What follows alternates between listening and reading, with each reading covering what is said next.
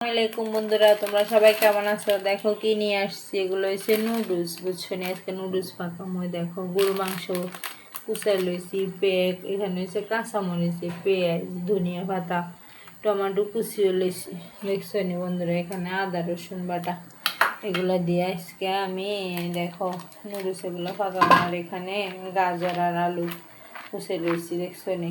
এগুলোর লগে আজকে আমি গরু মাংস দিয়ে নুডলস পাকামো, গাজর আর আলু দিয়ে। সবাই দেখতে থাকো বন্ধুরা। দেখো বন্ধুরা, নুডলস পাকানোর লাগে দেখো কত বড় একটা পাতিল বসাই দিছি, আর এখানে পানি বসাইছি নুডলস সিদ্ধ হওয়ার লাগে। দেখো কত বড় পাতিল বসাইছি, তেল দিয়ে দিছি। এবার আমি পেঁয়াজ কুচি দিয়ে দেবো, তোমরা সবাই দেখতে থাকো। দেখো পেঁয়াজ কুচি দিতেছি, দেখো পেঁয়াজ কুচি কুচি দিয়ে দিচ্ছি। এবার কাঁচামরিচ কুচি দিয়ে দেবো, কাঁচামরিচ কুচা দিয়ে দিচ্ছি। দেখো এগুলো টমেটো কুচিও দিয়ে দিচ্ছি। দেখো বন্ধুরা, এগুলো আমি একটু বাজা করব, যখন সিদ্ধ হয়ে যাবো, নরম হয়ে যাবো, তখন শুকনাগুলো ধুয়ে লবণ দিয়ে দিচ্ছি। শুকনা গুঁড়া মশলাগুলো দিয়ে দেবো, লবণ দিয়ে দিলে এগুলা তাড়াতাড়ি সিদ্ধ হয়ে যায়,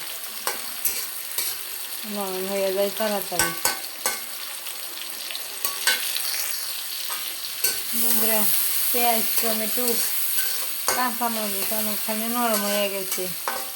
এবার গুঁড়া মশলাগুলো দিয়ে দেবো, সামান্য পরিমাণ পানি দিয়ে দিই, তাহলে আর গুঁড়া মশলা দিলে আর এগুলো পুড়বো না, নাহলে পুড়ে দিলে তিতা লাগে, খাইতে ভালো লাগে না।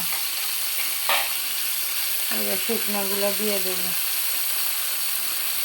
বন্ধুরা। এগুলো হচ্ছে ধনিয়ার গুঁড়া, 1/2 চামচ দিচ্ছি। এইটা জিরার গুঁড়া দিচ্ছি বন্ধুরা, 1/2 চামচ। হচ্ছে লাল মরিচের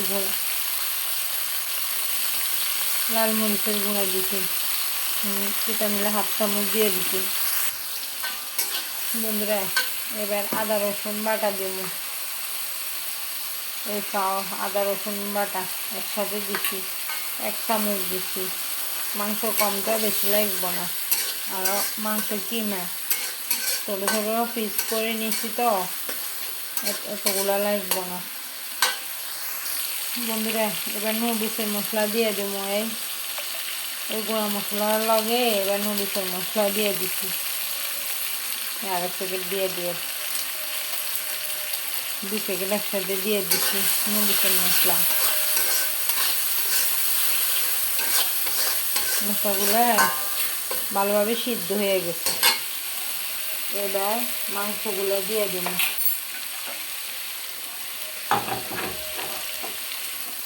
এই মাংস এগুলো দিয়ে দেবো সবগুলা।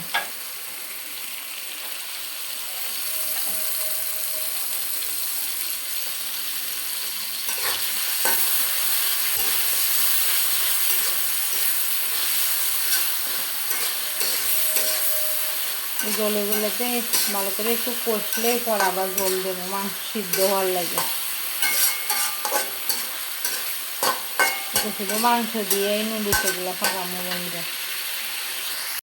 বন্ধুরা। মাংসগুলো সিদ্ধ হয়ে গেছে, ছোট ছোট পিস তো, এর লাগে বেশি টাইম লাগে নাই, অল্প একটু সময়ে মাংস সিদ্ধ হয়ে গেছে। এবার আলু আর গাজর কাটি রাখছি না, এগুলো দিয়ে দিতে আছি। এগুলো আস্তে আস্তে সিদ্ধ করি, পরে নুডলস দিয়ে দেবো।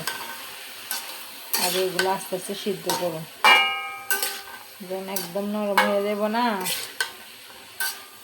পরে নুডলস দেবো। পানি গরম হয়ে গেছে, নুডলস সিদ্ধ বসাই দিয়েছি, নুডলস দিয়ে দিচ্ছি সবগুলো একসাথে। নুডলস সিদ্ধ হলে পরে ডালিয়ে এলাম বন্ধুরা। নুডলস সিদ্ধ হয়ে গেছে, নামালেছি, নামাই জাঁজের মধ্যে ডালিয়ে লইছি বন্ধুরা। এই আলু গাজর মাংস সব সিদ্ধ হয়ে গেছে, এবার এগুলোর লগে দিয়ে দেবো। এই সিদ্ধ হয়ে গেছে, এই সব সিদ্ধ হয়ে গেছে।